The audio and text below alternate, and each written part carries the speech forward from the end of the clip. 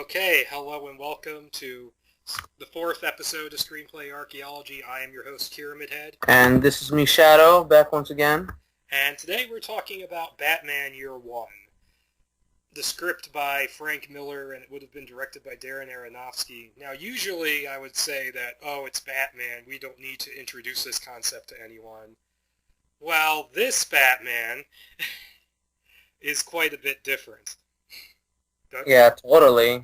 It's like the most grounded, based on reality, like type of superhero movie you can even get, besides Unbreakable. Well, yeah.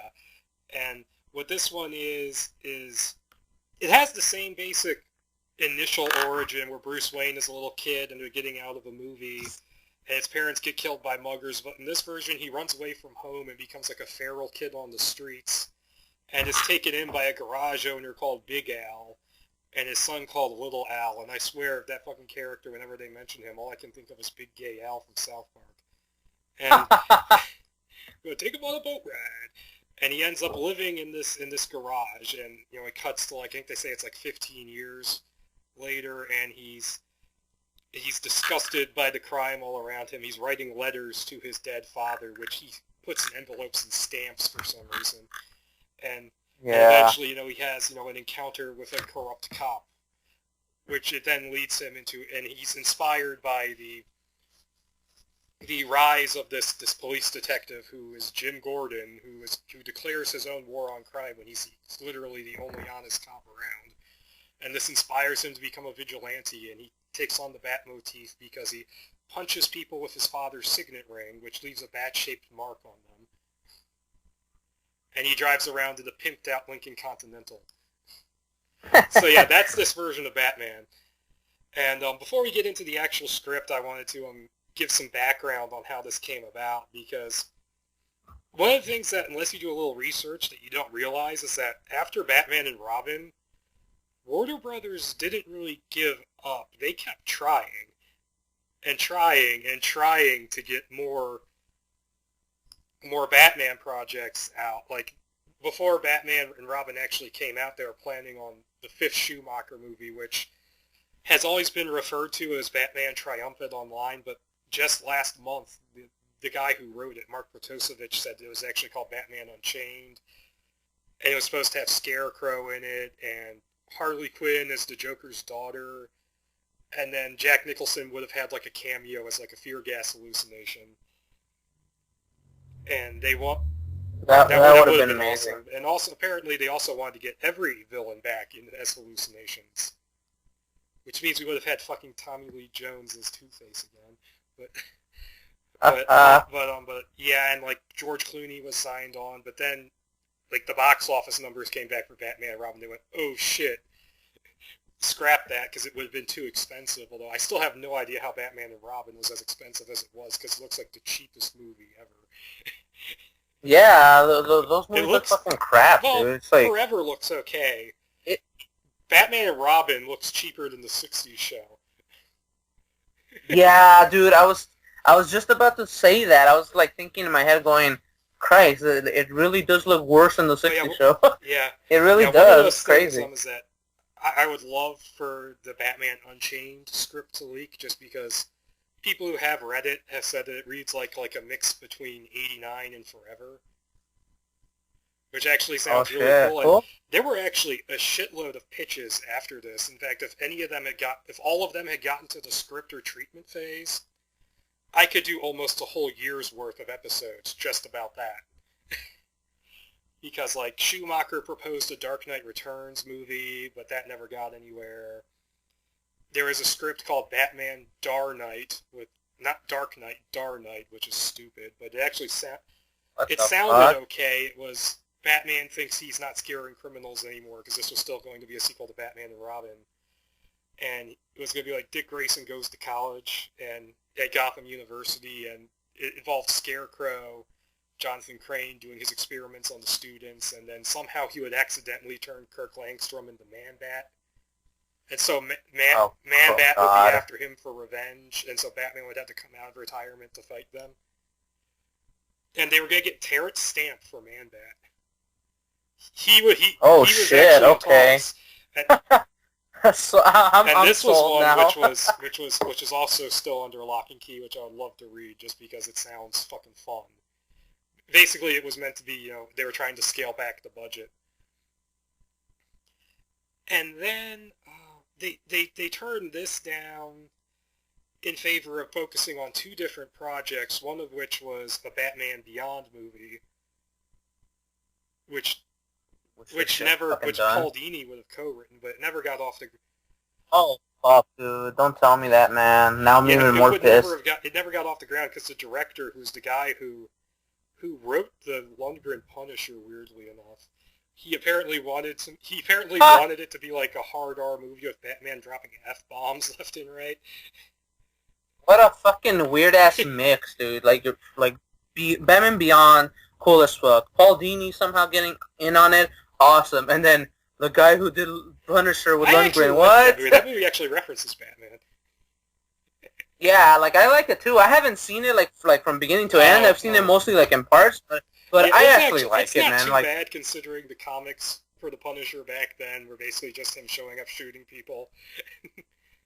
It's perfectly fine. I mean, looking back on it with stuff like the Max series being out, it does look a little lackluster, but it's not that bad. But that fell out, and apparently Paul Dini said it wasn't very much like the animated show. It would have been more just typical Batman.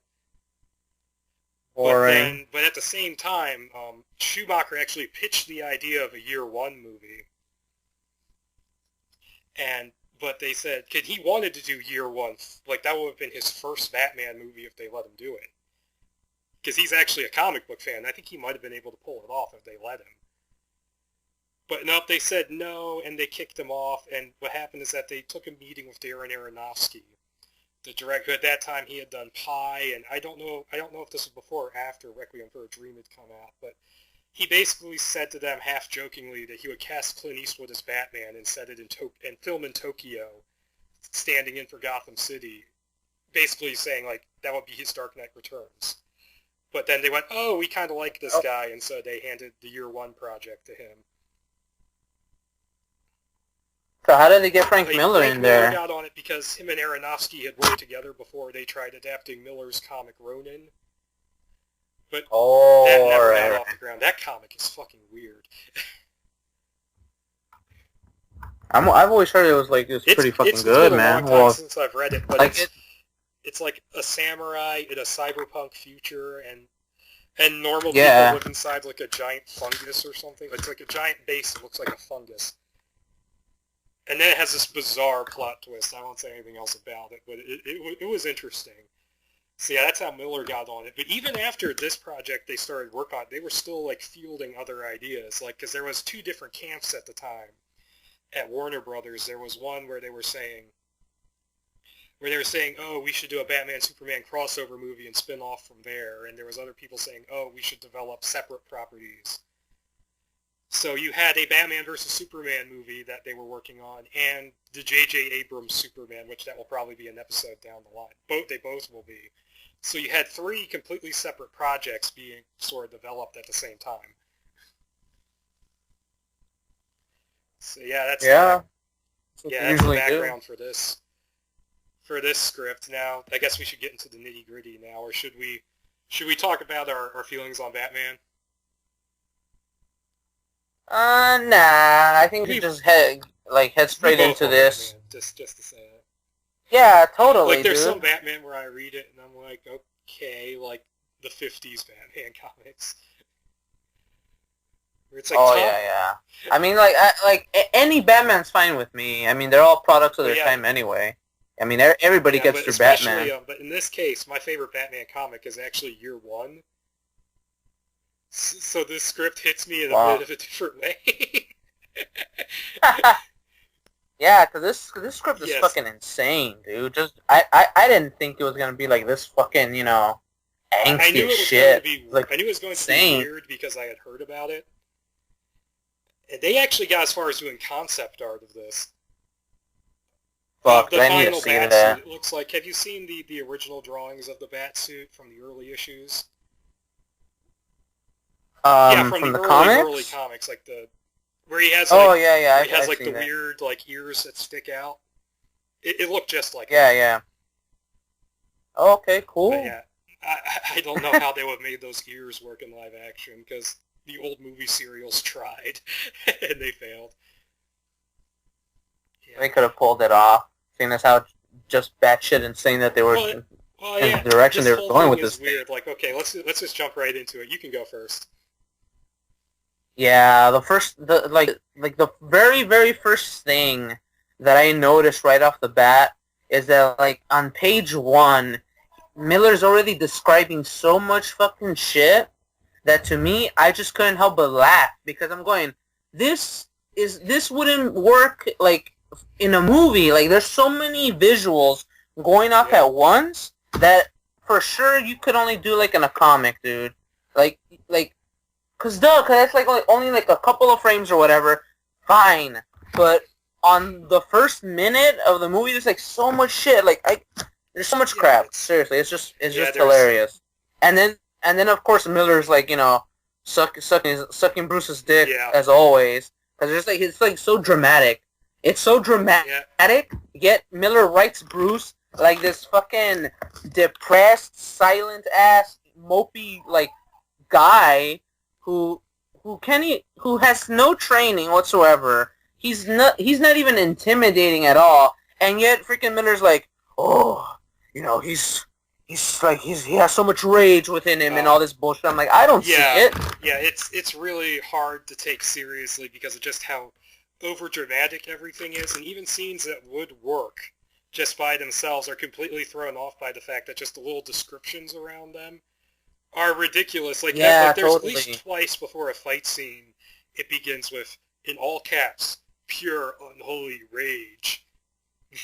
Yeah, like okay, but from reading the script, like those descriptions do not match what's Yeah. fucking happening at all. It's like okay, Batman's fighting, and in my mind I'm just seeing a regular street fight because seriously, that's all any of these fights could be. Since Bruce has no training whatsoever in fighting, he literally just said, "Okay, I'm gonna go fight crime," and you're telling me unholy rage. Like, all right, Miller. Like, okay, Batman's God. And there was a moment near the end where he's trapped in the building, and it just says, "Grim determination."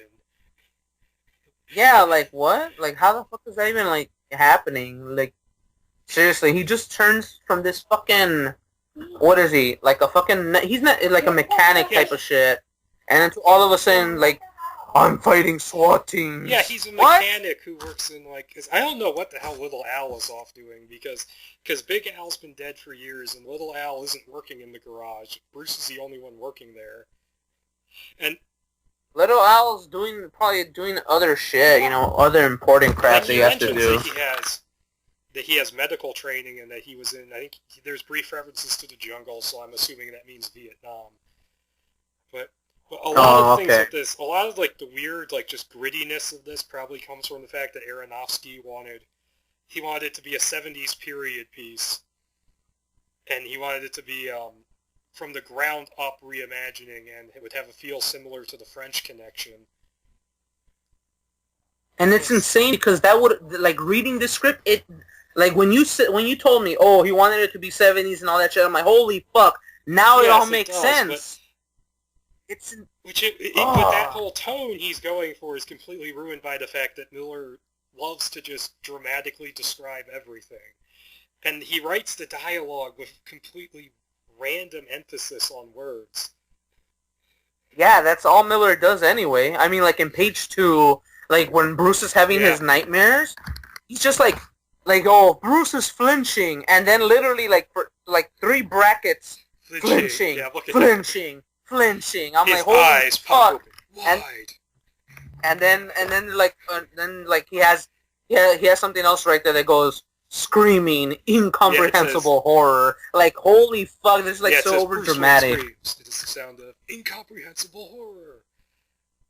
Yeah, it's like wow, dude. Like the drama in this shit, in those fucking words is ridiculous. I laughed every fucking time. Maybe it's just me, but the voiceover just feels completely unnecessary. Yeah, like I'm telling you, that's why this would only work as a comic because that's all Miller knows. That's what Miller knows what to do. But like hearing Batman doing the voiceover while he's doing literally everything. There's a voiceover for fucking everything in this thing. Even when you don't think that there will be one, when he's like fighting the dudes when he burst in with the Batmobile later in the script, all of a sudden there's narration like halfway in the fight. There's narration where he actually lifts dialogue from Dark Knight Returns where he says like, he's like I've broken his pelvis, father. He's young, he'll heal, but he'll stay scared. Yeah, like just hearing him talk like that, he like again like last time with Spider-Man. Bruce in this sounds so fucking creepy because like in my head I just have Ben McKenzie's version of Bruce from Batman Year One animated movie. That's all I'm hearing, and so when I'm reading the dialogue, it sounds so fucking like he's literally possessed. Yeah, dude. Where he just because he always like says that he was like goodbye father, and all that shit. Like there's a moment where he goes. There's a moment where I think where just out of nowhere they just like Miller decides to throw in the whole no killing thing, and freaking Bruce is just like what the fuck is okay. He just goes murder is not allowed like in his fucking head. I'm like what the fuck? We would have figured that out anyways from the fact that we know his parents were killed. Yeah, totally. But like to have like it's really just like a lame attempt to just have that no murder thing being thrown into the movie because before that we like we're not sure if this Batman's gonna kill or not. Only until like he's planning on taking out some dude in a stalking mode basically, and then out of nowhere, murder is not allowed. Is what he says. Because what like the corrupt cop he's going to beat the hell out of Selina Kyle because she's not going to give him a free one in her Dominatrix dungeon. And he's, not to mention the fact that the cop's dialogue in that scene is ridiculously on the nose. We know that he feels he can do whatever he wants because he's a cop. And then Bruce Wayne walks in and is about to like beat the crap out of him. And then you think you're going to get a fight scene and then Selina Kyle knocks him the hell out, which is hilarious. Jesus Christ. Like I can't even see how the fuck we went from that to all of a sudden having them fight the SWAT team in the fucking building. It makes no sense. This Batman, this Bruce, I should say, would be fucking dead, dude. He would just, he would die. Like, there's no training whatsoever. I'm betting John Peters would have loved this script because if you see the Death of Superman Lives documentary, he talks about how he's like this badass street fighter who's been in over 500 fights. Jesus Christ, yeah, he totally would. He'd be going, this is great! Like, and then when he does get training, he gets it by going to the public library and like basically intimidating the librarian into letting him take like 1 million books and keeping them. Yeah, he just brings the fucking books like about like weapons and all this other bullshit, medicinal crap, and then she's like, oh, you have like a lot of stuff, and then she just looks at him when she says that, and Bruce doesn't say a word. So obviously he looks fucking insane because he's not only bruised up from the face, but he doesn't say anything. He doesn't say shit. And I thought that was ridiculous when she said, oh, yeah, you can take whatever you want. Because, like, I didn't read past that where it's like, where she, like, slowly backs away. So before I read past that, I'm going, are you joking, Miller? Is she literally just, like, handing this shit off to this one guy who looks fucking crazy? And the fucking the topics of all the fucking books that he has, you're telling me that she's gonna, oh, okay, bring them whenever you want. But that was just me not reading like what came after. It's still ridiculous. Like, wow, he basically learns everything about fighting and detective work the same way Splinter learned how to be a ninja in the new Ninja Turtles movie. By reading a book. Shit. And I do kind of like how there is a progression of his war on crime. How he goes from fighting Selina's pimp, who, for some reason in this he's called Chi-Chi, which just makes me think of Dragon Ball. Like, oh, Goku, will you marry me? And it's like, and the whole thing with Chi-Chi and Selina, where they left it ambiguous as to whether Selina killed that cop and, oh, Chi-Chi killed him instead. That was just, pointless. But I do like how he goes from like fighting the Totally. pimp, he goes like, oh, the pimp recognized me. Then he puts like the fake scar on, which that's actually from the comic. Yeah, but that ain't gonna do shit in Yeah. this. I mean, oh wow, a tiny scar. And then Get he real, dude. goes, Batman Bruce should have done that before he even did yeah, and then he anything. goes and he fights like he has like a fight with some guys, and then there's like the scene where he goes to the bar that's across the street from the prison, and there's a really awkward bit where he's getting hit on by the transvestite strippers. Yeah, and that's the club, right? That's the club fight where he almost gets his ass kicked and he hides in the ladies' room. That club fight is so fucking ridiculous because Bruce has like about he just goes in there to start shit, isn't he? And then fucking 16 guys, all right, like gang up on him. And I'm going, wow, Bruce is dead, because it's like this guy, Bruce, who's just like a fucking mopey-ass depressed mechanic, dude, and like I keep saying this, he had no fucking training at all, dude, at all. He literally just said, oh, okay, I'm gonna go fight crime now. That happened, and then Miller, okay, writes, like, when he's being ganged up on, he writes, oh, he explodes, or whatever, he explodes free, like, or whatever. I'm like, are you kidding me? With this Hercules bullshit? How the fuck is, like, Bruce, like this Bruce, I do not believe, would be able to stand up against even 6 of these guys. And you're telling me he's on the ground, being taken out by 16 dudes, and Bruce somehow, like, explodes free, like, literally pushing everybody back. And then he runs and hides in the ladies' room, and then he MacGyver's like a firebomb out of the cleaning equipment, which is pretty cool. Yeah, that was neat. He burns up all the bad guys. But as far as I'm concerned, he fucking died before he even got there. Yeah, but he burns up the bad guys, and then he turns to the transvestite strippers, and he's like, "There's your tip." Oh no, dude! He didn't say. Did he? He didn't say that to the strippers, did he? Wasn't it? It was when he was like I think near the phone booth, and then these 2 other dudes show up. And then they're asking for change, right? Because they're going, oh, you seem lost, so well, then it cost you, you know. Yeah, there's a lot of bad stuff out here, you know, but on money. Yeah, we need our tip. And then after Bruce beats him down, he, like, goes to the last guy, here's your tip, and then he just knocks his teeth out or whatever. I was like, wow, dude, what a fucking one-liner. I like hilarious. How he used, like, chemical weapons and stuff, because early Batman comics, he used a lot of chemical weapons. And one thing that's weird about those comics is that they love to specify the kind of string that he uses for his lasso. Those are always when they do shit like that in comics. It's always cool, dude. I remember like back then, like they did that for a certain run on the Punisher, where I think there would be diagrams of like his weapons, and you actually see like every little bit and every little part and all that shit. That's cool. So. I'm down with that for Batman. And one thing that made me really laugh about his early appearances in the Batsuit is that he's wearing hockey equipment, which, in the context of when this was made, this isn't funny, but in the world after The Dark Knight, it's hilarious. Because I'm not wearing hockey pads. Totally, dude. And then those fucking vigilante guys, that's exactly what he fucking look like in this movie. He would have had a worse helmet than they did. Totally, like... And did he even spray paint any of that shit black? He did later once he... I could swear like early on he literally just puts on everything the way it is. Like he's got this red, and then the fucking red body armor and once shit. Once he decides to put on the bat motif, he spray paints everything black and puts everything together. But to talk about the bat motif, I'll go into this one because when I first heard it, I couldn't believe it. Is that the only thing he has left of his father is his father's signet ring, which is like a T superimposed over a W for Thomas Wayne.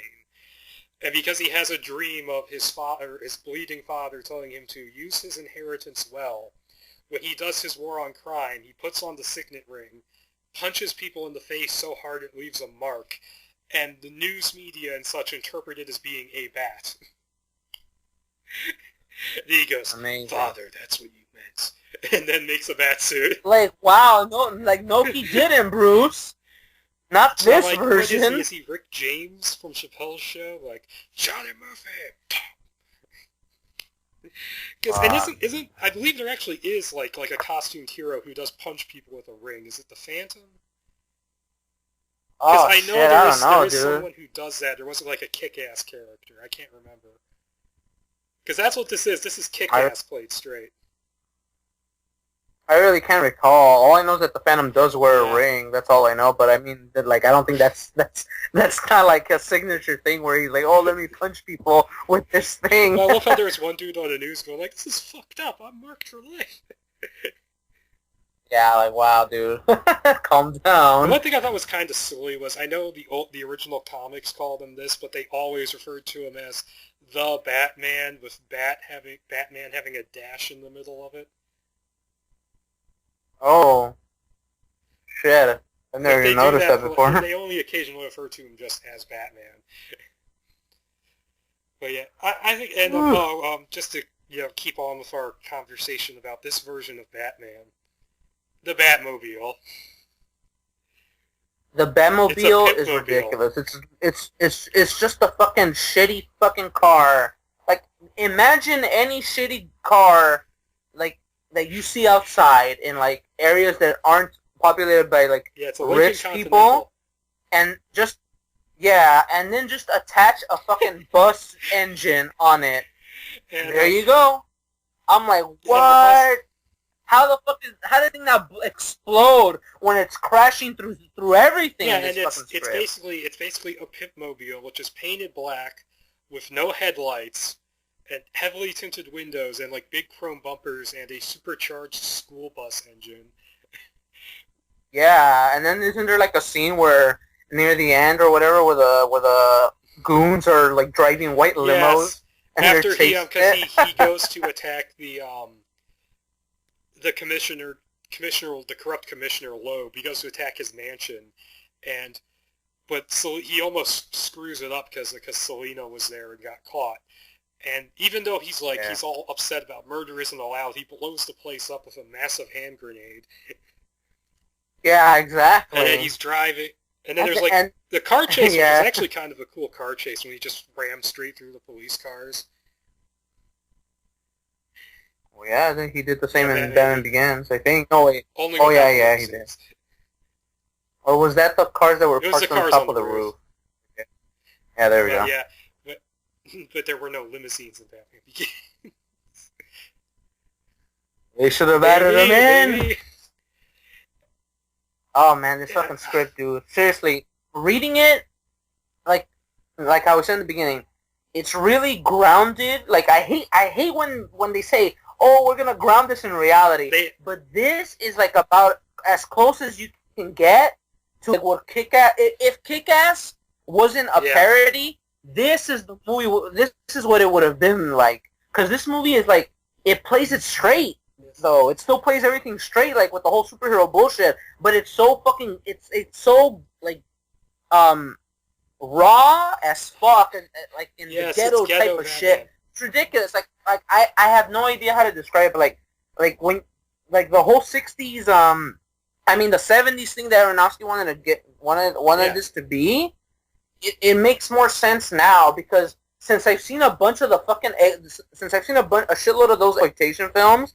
Like, it fits, because it's like this grittiness and it's like this fucking disgusting ass, like the streets look like shit, like the city is fucking like is basically falling apart. This script basically does that, and it totally works. Like if this would have been made, it would have made sense. But as much as Batman, it could have made sense, as much as. Yeah, I really feel like it's so weird though because like I want to hate it, but at the same time I like it. I actually like it. A lot of levels it actually kind of worked. It was just Miller's stupid Millerisms that fucked it up, really. And yeah, exactly. Because Miller was just being Miller, and it's just like, oh shit, here we go. One thing that was really weird about this is that there are certain aspects which they take from the comics and completely twist them around in bizarre fashion. Like there is a scene in the Year One comic where Bruce Wayne is narrating, "Oh, Father, what should I do?" But he's bleeding out for getting stabbed in the gut. So it makes sense that he's fucking rambling, and that's when the bat crashes through the window, and he goes, "Yes, I shall become a bat." And that was a great scene because he's going like, I can ring this bell and Alfred will tend to my wounds, but if I don't get a sign, I won't do it and I will die here. Christ. And then, oh God, and then there's this weird thing where it's like they're setting up like all of the different Batman accoutrements and like the different, oh, what the hell is the word? The different, details and stuff, but in the most ghettoized, gritty fashion. He has a Batcave, which is a disused subway station underneath the garage. My dad bought this from Wayne Enterprises. Yeah, big gay Al bought it from Wayne Enterprises. Yeah, like, everything's there. I mean, it's ridiculous. Oh, like, his gauntlet, it's razor blades on the end. And how what was really funny though is that they apparently got one of the car jacks from up in the garage, like the thing they lift the cars up on, and put it down in the Batcave. Because after that big car chase, the car is just completely fucked up, and so they have to fix it, and so it's on the platform down there. Amazing. All this really crazy ghetto stuff. Okay, just to finish the stuff that really annoyed me is that I kind of like the bit where he was like putting his finalized costume together and like getting all like his materials and stuff. And he has like all the different drugs in syringes, and one of them was labeled fear toxin. Yeah, So Scarecrow, I guess, is a fucking pusher that he bought this stuff from. Probably either that or Scarecrow was gonna down the line end up like getting hit by that and then like saying, "Hey, I want to do something like that, but worse." And there was other weird connections to the comics like that. There was a really pointless bit where Gordon goes to visit Arkham Asylum, and you got scenes talking to the doctor, and the doctor is like giving a bunch of psychobabble bullshit about what the Batman must be like, and then Gordon made some reference to flying and X-ray vision. And Superman. People made fun of the reference to Superman and Batman and Robin. That's a better reference than this. Totally. And then you got that orderly. Yeah, the orderly is talking to a patient who is the Joker. Yeah. It's just with the giggling and he has green hair and pale skin. So I'm guessing this does take place in the same continuity as Gotham because the Joker exists. Dude, it totally is. No, it would. I mean, like who knows? Like Gotham, who the fuck knows where it fits? I mean, I have no idea where it's gonna go. That'd be hilarious if they brought little Al into the show, and then Alfred's just like, "What is this?"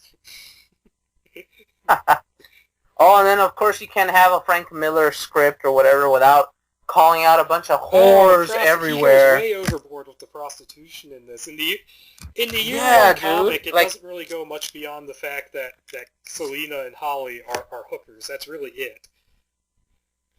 Yeah, totally. Like on page 4, immediately it's like with a pimp, he goes slaps a fat whore. I'm like, holy fuck, Miller. And then there's like whores for everybody else that's there. It's like, what the fuck? Like he called them prostitutes early on. Like I'm going, wow, dude. Why the hell isn't Miller just saying, oh, slaps a prostitute instead? Slaps a fat whore. He's so angry. What is his deal with women? I'm telling you, dude. Something must have happened to him either after year 1 or whatever. Because if you're telling me that he didn't do any of this shit in year 1, something must have happened after, because it's all this whore fucking like hating shit, like just typing whore in caps all the time. They come up literally I don't know what all the time. Pretty much the only like criminal racket going on in Gotham, from what I could tell from this script, was hookers and the sex trade. But yeah, dude, exactly. Yeah, Holy shit. I'm guessing Frank Miller's mother was a hooker or something, and that he's the real life inspiration for Rorschach. But that would not surprise me. Like something happened for sure. I wish I knew what. Even the hookers in Sin City are cool characters. Like they're fucking entertaining as hell. Like they're great. These are like Sin City hookers, only they have pimps slapping them around constantly. especially Selena, because he goes into so much detail about her dominatrix dungeon and all the different. Well, he has to. I mean, she is a fucking main character he didn't in need there. to describe every single sex toy she had. Like, oh, she's dude, he described he described everything Batman was doing. Why the hell? He went out of his his way to describe the fact that Batman lost his front teeth. Oh, that's right. It's so fucking out of the blue. Like after he comes back from whatever fucking fight he has, he's just like standing over something, and then he smiles, and then Miller just writes, "All his front teeth are missing." I'm like, holy fuck. But yeah, for the most part, aside from just the overbearing hooker stuff, I actually thought Catwoman was actually okay in this. Like, he didn't destroy her completely. Yeah, her character arc in this was pretty neat. I mean, she wasn't like comics, just a corrupt cop thing for a name. Yeah, and it still works. I think out of everybody, I think maybe Kyle and Holly are like the least. Besides Gordon, they're the ones that are least different than everything what we know already. Alfred, though, by far, because he's a little Al, a middle-aged black man who raised Bruce as his own because Big Al said so. Like, I honestly kind of wish Big Al was actually a character in this script instead of just Little Al's father, because, like, what is this dude like? Yeah, that's true. Said you wasn't ready for your inheritance. And but yeah, I didn't mind Catwoman's arc here. The one thing I didn't like was that in the original comic, she actually, makes her costume pretty early on. Like midway through, and she actually has a pretty kick-ass moment with it, and she doesn't have the costume until the end in this. And there was one really kind of freaky part where she, like, her cat claws, she doesn't put them on gloves. She puts, like, a kind of glue under her fingernails and attaches bits of razor blade to them. Like, oh, Christ. What that reminded me of was that fucking terrible-ass villain character for Agents of S.H.I.E.L.D. Season 2. There's literally... This is fucking terrible, dude. There's literally a woman who is considered a fucking huge threat only because she has fucking makeshift razor blades on her fucking fingernails, and I'm like, wow. I'm like, this is the best Agents of S.H.I.E.L.D. can do. And so when I read that in this script, I'm like, oh god, this looks terrible. These are the same guys who dealt with superpowered evil Bill Paxton. They can handle her. Oh god, honestly, I was really excited when I saw that they actually got their shit together and put S.H.I.E.L.D. Season 2 on Netflix early. Yeah, that was neat. Now I don't know if I want to watch it. You should, dude. Season 2 is way better. I liked Season 1 mostly. It was just... What? Yeah, you shouldn't worry about that happening in Season 2. In Season 2, it's like, since it's self-contained, they have more of it's way better because it's self-contained, and two, the whole Age of Ultron thing doesn't fuck with this, like, as... It barely even fucks with it at all, unlike the whole Hydra shit that happened in Season 1. I like the Hydra stuff. That was when it got good. Well, yeah, that's when it got good, but what I'm saying is that, like, since it's self-contained, like, don't think that, because Ultron's coming, that all of a sudden the story gets fucked or something. So that's not what happens here. It's better than the Thor the Dark World tie-in. Dude, anything is better than that. Junk. And even she comes back, and it's still cool. It's cool. It's like better than the fucking Thor movies, at least. Yeah, back to Batman Year One. But yeah, Catwoman is actually pretty cool in this for the most part. I noticed that he specifies that she's supposed to be black, and I find that interesting because it seems like Catwoman is the one character that you can, like, try and make her black, and no one gets mad about it. Yeah, nobody gets mad. I mean, that's how I saw her when I was reading Batman Year One, the comic. I'm like, okay. I never saw her as, like, black. I mean, I saw her as, like, maybe Hispanic. Well, it's because I'm so used to... Rosario Dawson's basically, literally both, so there you go. Yeah, but, I mean, I'm so used to seeing her always drawn as white that it just never registered with me in that comic. And she wasn't black in Dark Knight Returns, and those are supposedly in continuity. Yeah, right? Exactly. So I don't know what the fuck I saw. Besides, I only read that once, so... They're supposed to be in continuity along with Batman, Spawn, and All-Star. Which, the way Batman talks in this, he talks like All-Star Batman. Nah, dude, I don't think he does. I could totally see this guy going, I'm the goddamn Batman. Nah, not me, because, like, he sounds more, he still sounds a bit crazy, but at the same time, he sounds, like, more calculating. Yeah, that's true. And, he almost sounds like shit, I can't describe it, but he's literally, like, the way that he's, goes about fighting crime and shit, like, early on, he's literally just, like, a fucking, like, predator, dude, like, some fucking animal, and then he's just, like, slowly, like, you know, talking to himself, basically, the entire time, so, and plus, like, as I said, Ben McKenzie voice is all I was hearing, so, just for anybody that knows what he sounds like as Batman, just think of that, but, like, a tiny bit, like, more crazy and fucking dumb. I have to say, am I the only person who thinks it's hilarious that Mackenzie has played both Batman and Gordon? Because he's... Shit, dude. It's more funny now that Gordon is actually Batman in the comics. So it's like, it's come full circle again. Right?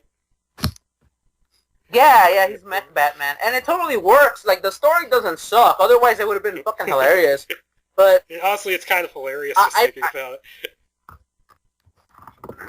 Yeah, because now Gordon, like, he's not even that old either, because since it's the whole New 52 thing, and they tell you it's only been 5 years. Batman somehow has, like, 4 Robins. Yeah, and freaking Gordon's only 46, yet they're still making it seem as if that's actually being really old, you know? Like, he tells the Batman app, translate that to old man speak. I'm like, what? Yeah. No. You're 46, dude! Speaking of Gordon, I actually really liked Gordon in this script. I liked this. Gordon was really part good. Of the script where you get to see just how corrupt the police are, and it ties into the fact that this is probably one of the better versions of, like, pre-Batman Gotham I've seen, because you buy that this place is a total shithole. You buy that this place is going to completely fall apart. Like, even in... Like, that's like the one of the little minor complaints I have with the Nolan films is that they keep saying, like, corruption, fear, but you don't really get it that much. Yeah, exactly. And this script basically, like, it actually does it really well, because it's the only... If I were to take out everything, this is the only good thing that's in the script that I think that saves it for me. In the way that I think now that the whole corruption in the GCPD is, like, the only reason why I actually like this and hating it, because, like, the very first scene that we see Gordon, he has his gun in his mouth. He's, like, ready to kill himself, and he attempts that twice in this script. And you buy that he would be considering that, and the only thing that gives him a second wind, and, you know, and inspires him to go and actually fight corruption and crime is the fact that he has a kid on the way. Yeah, exactly. The one thing that kind of bugged me was that apparently Frank Miller forgot that Gordon's wife is named Barbara. And not Anne. It was... So I don't think it really matters. Gotham has kind of poisoned his wife for me at this point, so... dude, yeah. You don't tell me anything about your job, even though you're a cop, and you can't always tell me things. It's because that show has, like, some of the worst fucking writers I've ever seen, dude. Worse than the era writers. Seriously, too, but that's saying something. Yeah, totally. They actually did something interesting with her. I mean, once you see what happens, like, I found it interesting because when I watched it happen, I'm like, that's really the only direction they had left. There's the moment where, like, Zaz has, like, kidnapped her and is about to kill her, and Falcone is like, no, and I'm like, oh, shit. But, yeah, but, yeah, the whole Gordon thing in this is just great, like, how you get the first time you see him walk into the police station, and, like, everybody's watching him because nobody trusts him. It's like, you really feel how corrupt this place is and how much of an uphill struggle it's going to be. Exactly, because everyone in there is corrupted as fuck, up to the fucking mayor. Like, the entire city is a shithole, and freaking Gordon Gordon, like, he does his best even when he wants to They won't let him leave, leave. dude. Like, yeah, like, he's asking for transfers and shit, but they don't even want him to do that. And yet Gordon, like, even though he's already tried to kill himself twice, he's still, like, you know, his moral compass is still in the right fucking direction. He's like, fuck this bullshit, but he still fights. He still fights the good fight, and it's cool seeing him, like, actually, like, go further into trying to stop all this corruption and shit. Like, I just love that, like, those stupid ass smug smiles he gives off when he, like, has the microfilm again and all that shit. One thing, though, that kind of ruins is that Miller couldn't resist giving him narration. Corruption log, November 2nd. Oh yeah, him too. Like laid into the script that starts happening. I'm like, wow, dude, no. The reason why I think the Gordon stuff really works here is because one of the things I love about the original comic is that it's almost more Gordon's story than it is Batman's. Yeah, Batman Year One is actually Gordon Year One. It's like the whole point is about Gordon. I mean, Gordon's the one that we follow basically throughout this whole thing. Batman is literally just supporting cast in that. I mean, even the animated movie, like, put emphasis on that shit. Like, Gordon's like, what? Isn't he, like, the first thing that we see? And then at the end, the way that it ends with him, like, going, oh, you know, blah blah blah. That's how the comic begins and ends. Yeah. Yeah, there you go. Yeah, it's all about Gordon. But at this one, like, I mean, okay, there's more of an emphasis on Bruce. That's fine. One scene, and what's really cool is that a lot of the scenes are actually grabbed straight from the comic, and so it was kind of cool seeing that. Like the scene where Gordon goes in to save the kid from the crazy gunman. That's straight from the comic. Of course, they ruined it by having it cross-cut with really over-dramatic Bruce Wayne stuff, where he hurls the box with his father's signet ring and somehow manages to, like, cut the power in the building except for the TV.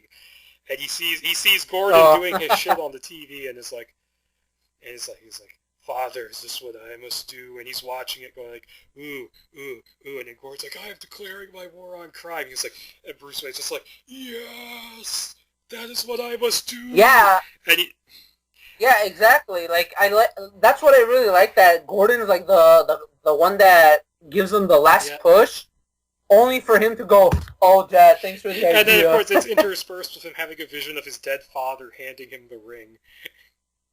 Every fucking time. And, like, other things, but that scene overall is still pretty good, where Gordon just walks in unarmed like a badass. Now, it ended with a really kind of dumb bit of symbolism, because Frank Miller doesn't write symbolism well, where they're like, because he left the gun on the ground in the range, like, oh, sir, the finish is coming off the barrel, and he's like, well, I guess it's time for a new gun. And so even the Gordon stuff isn't immune from this, and yet it's still the best thing about the script. It still is, and I liked, the various kinds of investigations he would do and how he would find workarounds to still investigate the mob and stuff. Yeah. And he'd be like... Gotham, the TV show, needs to read this fucking script. There was, and of course Harvey Dent wasn't too bad, the little bit he was in. Yeah, Bullock's neat. He's always neat. Wasn't it? Harvey Dent, the attorney. Oh, there you go, Harvey. Yeah. Never mind. The second Harvey isn't in this. Flass is in it from year one, and he's good. Yeah, Dent's all right. I mean, they didn't do any hinting with him as Two-Face, did they? But they didn't do that in the comic either. Like, really, he was just a suspect because he was known to be a moral crusader, and he was in really good shape. But there was a line in this comic which was kind of funny, but also kind of shocking too, where he says Gordon's like, no, I don't think you're Batman, and Dent says, oh, that's too bad, my wife really likes the suit. It's like, okay. And there's plenty of more stuff we could probably get into here. Like, in terms of just scenes they took straight from the comics, like him fighting the SWAT team in the abandoned building was... Yeah, that one seemed like a bit anticlimactic it was still to me. Pretty cool, but it lacked the him calling a swarm of bats. Yeah, that, and basically, it wasn't as action-packed as it was, as it should have been. Everything else in the script was, where Batman's just fighting anybody, and then when this happened, it's like, oh, just a handful of SWAT dudes, and then Batman's like basically fucking dying, and then he just narrowly escapes. Yeah, and then there was the scene. There's a scene where Gordon gets beaten up in the parking garage by the other corrupt cops, which was more or less the same. And then they had the scene where he goes after Flass, and he says, "Oh, you're a Green Beret? Well, or you were in the Marines or something? I'm going to give you a handicap." So he gives him the baseball bat and then beats the shit out of him with his bare hands. God, I fucking love that every time. What makes that really cool is that you know who was rumored to be in consideration for Gordon? Dude, I don't know. Russell. Tell me. Oh! God this damn, would have been dude. First Blood's favorite Batman movie. Fuck! God damn it, man. That would have been fucking perfect crazy. For the script. Dude, oh, God! And you know who they offered Batman to? Oh, there was I have no idea. There was a whole bunch of different actors, but two who were approached were Ben Affleck and Christian Bale. And it looked like Christian Bale was the front runner, and they actually offered him, because Warner Brothers didn't know what the hell project they were actually going to end up getting made. They also offered him the script for Batman vs. Superman, and he indicated that he preferred this. Which I can see why, because this is like a real edgy kind of script that I think an actor would really get into. It's fucking crazy, because I could see both of them doing this Bruce Wayne perfectly. Because Ben Affleck has that fucking face. He's got the face that we're seeing in the script where he's just like pressed. He doesn't have you seen the recent pictures at Comic-Con? Yeah, exactly. That's the fucking face. Exactly. That's the face. And then Christian Bale, perfect, because we've already seen American Psycho, and the fact that this Bruce is like fucking, it's a perfect fit. Basically, both of them would have done amazing in this, because the script isn't calling for too much, calling for them to sit there and go. Yeah, that's it, and they both have the look for it. Two different looks, but honestly, it matches. He would have been a little too old, but Nicolas Cage could have played this Bruce. Oh God, fuck, dude, I don't know. That's the one role. Murder is not allowed. Nick Cage is Gordon, baby. Cool. Like a bringing out the dead Nick Cage performance as Gordon.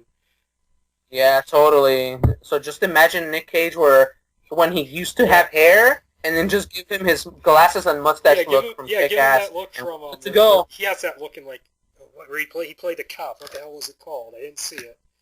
With like John Cusack plays like a serial rapist. Oh fuck! I don't remember. I remember hearing about it. Oh shit! Nah, dude, I haven't seen it yet. All the Cage movies that come out now tend to if they even get into the theaters, they're in it for like 2 weeks and then they disappear. Well, that's how they always are, man. Like it's hit or miss with Cage, and when it's hit, it's really fucking good. That's the only reason why I even bother watching any of his direct-to-video movies, because I'm going, I don't know if this one's going to be awesome, but I want to find out. I hope he gets like a McConaughey-style resurgence sometime soon. That's why they need to bring in everybody who's like with like dead or like careers that have slowed down to True Detective. Like I remember talking to Sweeps, and I told him True Detective season 3 needs to bring in Brendan Fraser. Yeah, that could work. Bring him back from death, man. I don't know if I even care about season 3 right now, because season 2 is in like this. It's not bad. I haven't been watching.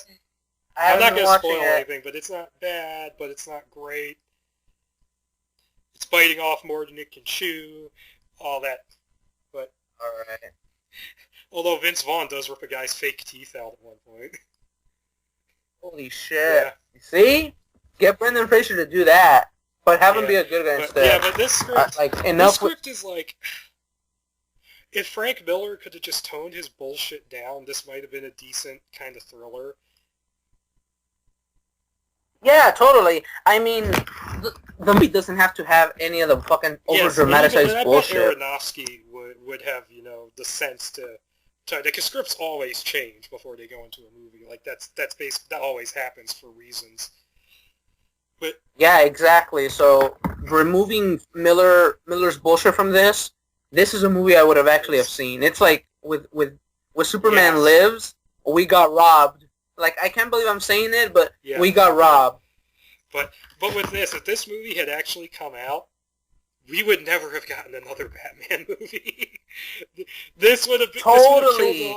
this would have been like, because if Batman and Robin is going way too far in the direction of camp, this is going way too far in the opposite direction. This is what people who complain about the Nolan movies being too dark and serious, this is what they think that is.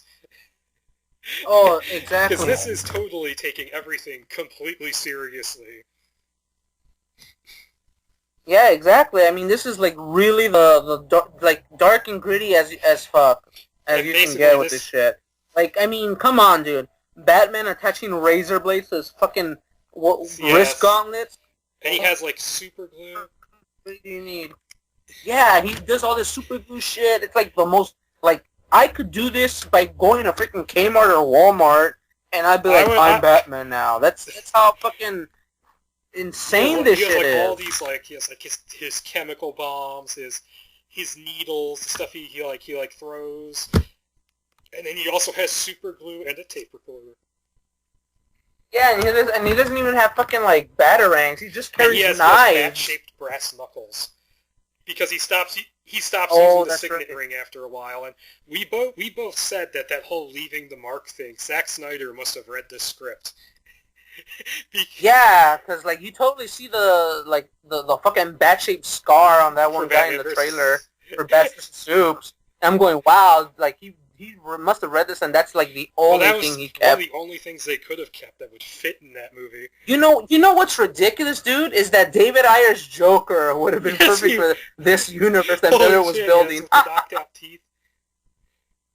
Yeah, dude, I'm telling you, man. Now I can totally see that now, and Jesus Christ, I'm almost like entering another universe right now just thinking about it. Basically what would have happened, this would have come out, there would have been a bit of a stir of controversy, it would have tanked, there would have been no more Batman movies, and then like 10, 13 years later, one of us would have ended up live streaming the fucking thing. Yeah, like, exactly. Oh, it's this crazy movie where a guy punches people in the face and leaves a bat mark. Fuck, dude. I wonder what would have happened, because what year was this script written? This would have been like 2002, 2003.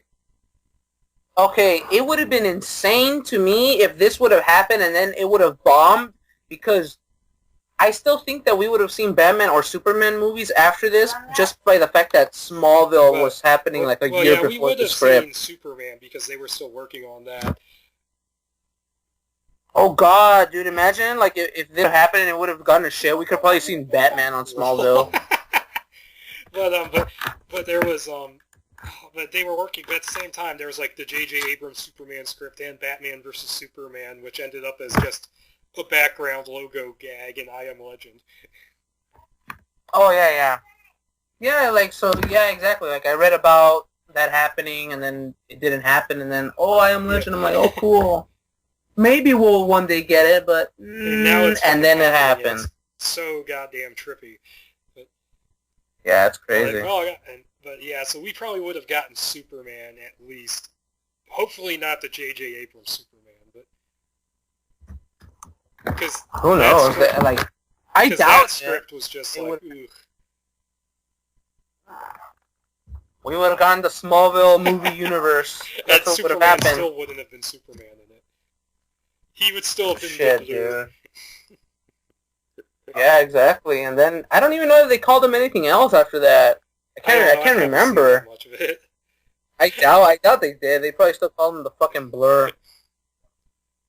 Then it wasn't later. I just know they were supposed to end at season 5, but then Tom Welling was like producer now, so he said no, we're continuing. Which wasn't a problem for me. I mean, I liked what I saw. Fuck it. It finally ended with him as Superman, so alright, cool, 10 years. Oh my god, imagine if we got 10 years of Gotham. Dude, I'm hoping that we do, because it's the only way that they're going to be able to tell me that all of this shit was worth it. Because we need to see Batman show up, even though they said, well, we won't. We fucking will. They have to. The only way to make it worth it, man. And honestly, this screenplay, I totally sympathize with Warner Brothers for not going ahead with it. Because there is no way they could have marketed this. Yeah, there's no way. Plus, anytime that I see a movie that's so far like beyond like what we know about the character, that shit is never gonna get fucking made, dude. Like the Jack Black Green Lantern. Yeah, exactly. And even going so far as to concept art, like for example, the Amazing Spider-Man 1 and 2, they both have concept art for the suits that are so fucking out of the realm of like this planet, where I'm going, there was no chance in hell that any of this shit would have made it into the movie. I've never actually seen that, so. Really, it looks way too alien, dude. It's like it looks way too crazy. It's like really, really crazy. It's like not even the fucking suit. You think the Amazing Spider-Man suit was like a deviation from the classic? I never had an issue with that suit, but yeah, just thinking about this, like they would never have been able to make toys for this movie. I mean, they got in trouble for making toys out of Batman Returns. Like maybe in the McFarlane probably could have pulled it off. Maybe in the early '80s they could have made toys out of a movie like this because Alien. But no. Yeah. But actually, and we're going to lead us into a special addendum. They realized that they went, oh shit, we handed this project over to some batshit crazy people. Let's see if we can bring on someone who can give us something a little more normal, and we can maybe pursue that project instead. And so they brought the Wachowskis in, back when they were still the Wachowski brothers, fresh off the success of The Matrix, which made Warner Brothers a shitload of money. And so they said, here, write your own version of Year One. And so they wrote this proposal, and it never went further than that because they were told to go focus on the Matrix sequels. I don't know why they didn't just go ahead with this thing. Because they clearly had no idea what they wanted to do with the Matrix, so... Because the proposal sounds exactly like Batman, It's pretty much all there. Exactly the comic. Just with a few changes added to it. Like, he doesn't have, he doesn't see the bat fly at him at the mansion. It happens while he's hiding in an abandoned building, but it still works. Yeah, it's all there. It works. It's like it's totally not a huge-ass deviation from the fucking source material and he meets at all. When she's going to rescue cats from some kind of lab. Well, Selena at the time. And then she makes her costume, and she actually helps...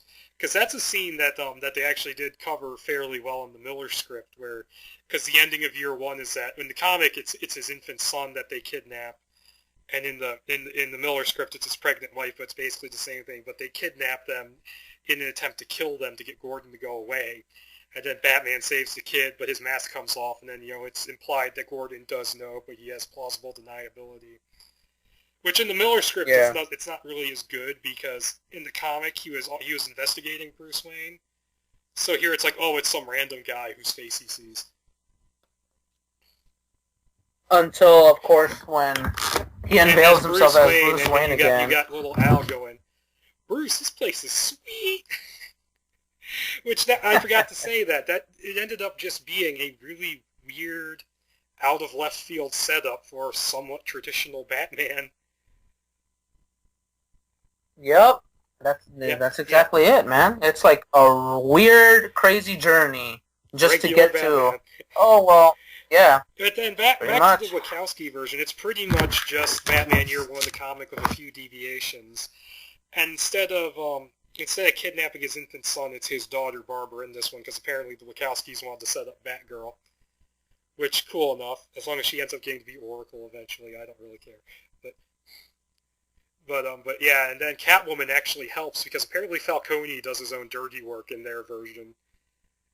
So he was there for the kidnap, and then Catwoman scratches him, like in the comic, and that was actually pretty cool.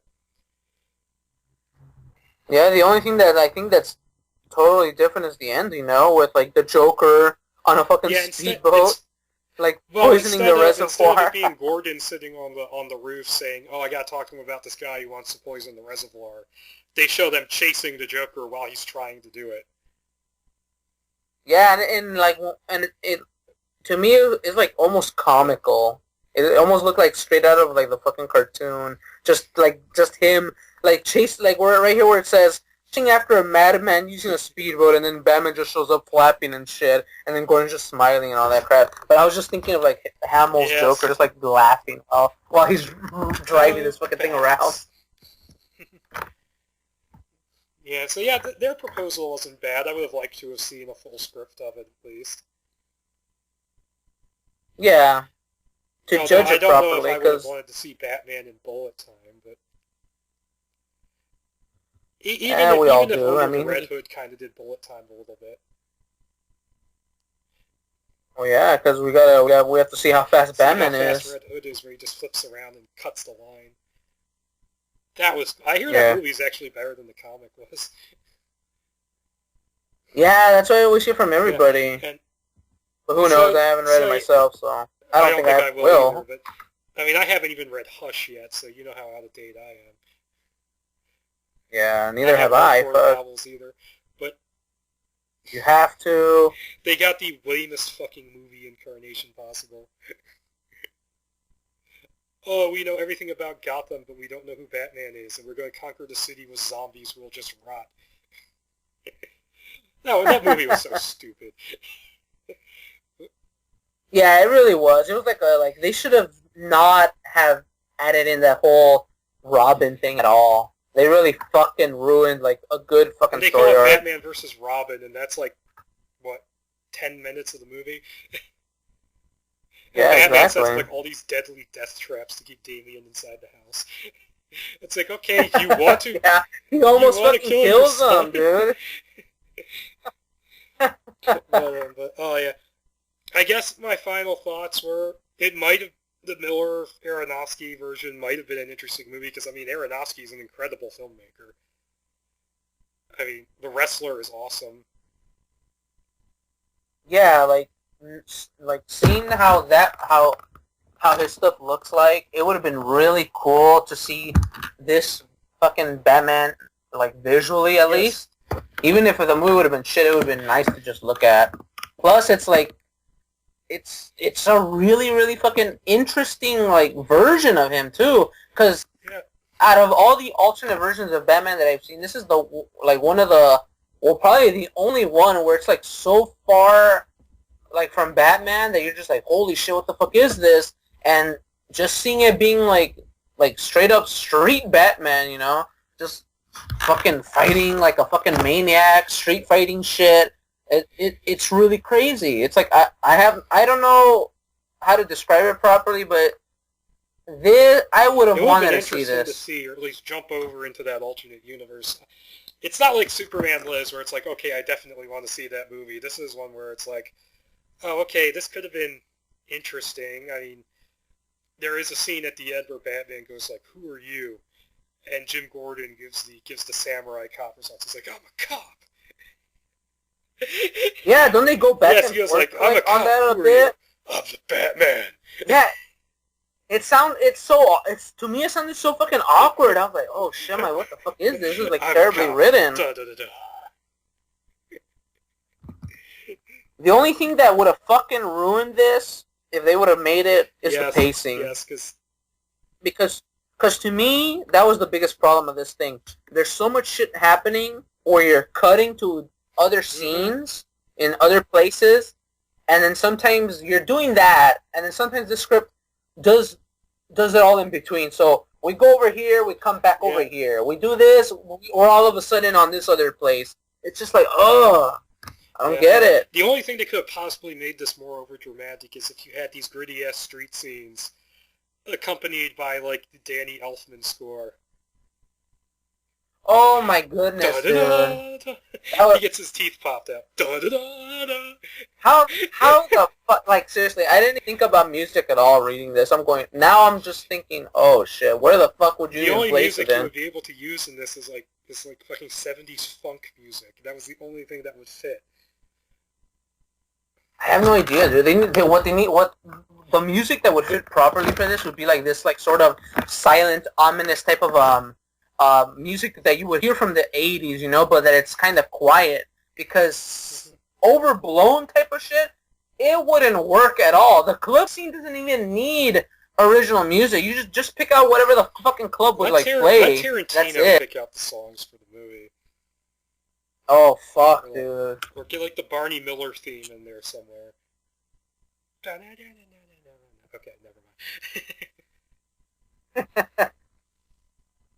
But yeah, final thoughts for me. We got robbed. This would have been cool to see. It would have been the death of Batman in cinema, but it would have been fucking crazy. How many superhero movies would we even have got if this had come out like right after Spider-Man? Who knows? I'm thinking that Marvel would have done all right. Yeah, but I mean, we had X-Men doing all right. We had Spider-Man do all right. Well, yeah. Oh no, that came out that year. But yeah, it would have done all right because this movie wouldn't have happened for another year and a half. 2003 is when Nolan signed on. And there was actually another year one pitch, but there wasn't really enough information out there about it. Basically, Joss Whedon actually pitched a version of a Batman origin story. And the only detail about it is that it would have introduced like a new villain and using him in like a Hannibal Lecter kind of fashion where he goes and consults with him. What? Just the Joker. Calendar Man. Holy shit, there you go. Yeah, Joss Whedon, we don't need a new villain. The Reaper, year 2. Get the Reaper in there. Oh god, I kind of want to read that now after hearing you talk about it. Yeah, I don't like it. And then the Reaper, that's all he says, fear the Reaper, the entire time that he shows up. Seriously, like, this script just made me think of, like, all the possible sequels it would have had. So when I was thinking, oh man, imagine if it would have, like, done good somehow, and then they were to add the Reaper in there, that would have been Frank Miller's adaptation of The Long Halloween. Because reading the script just makes you think, holy fuck, now I want to see like every other character, just like from the Batman mythos, just to see what they would look like in this fucking One thing that would have been interesting script. in the case of a sequel to this is that Selina knows who he is. Oh, that's right, Maybe she would have been a more heroic version of Catwoman. I tend to like those. Yeah, probably. I mean, it does feel like well, as always, like Catwoman, she always like leans good or bad, but yeah, and this one it like a tiny hint of like, oh, I'm probably like less of a like you know bad as fuck like type Batman person. the animated series where she helps him foil a terrorist attack, and he's like, "No, you're going to jail, like, asshole." Yeah, that's what he still says in this one, even though she like escapes and all that shit. You're going to jail for murdering your cop. Murder him, so.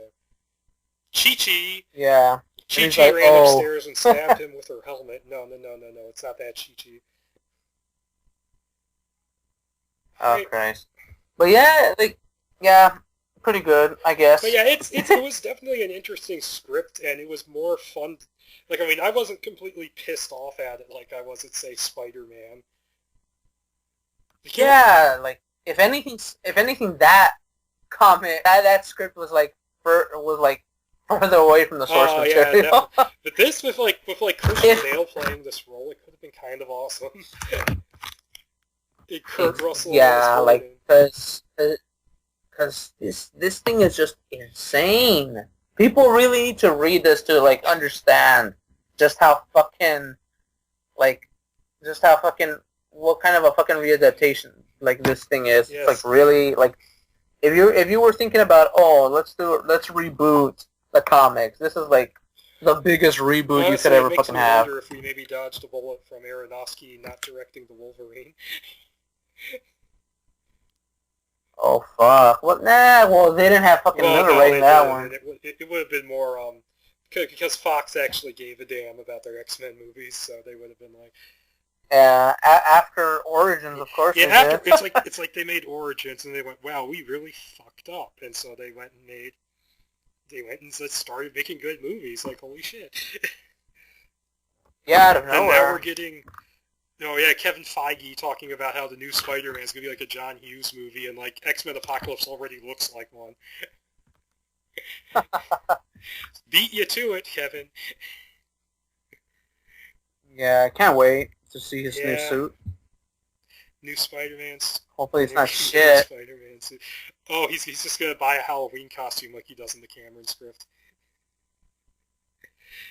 Fuck no, dude.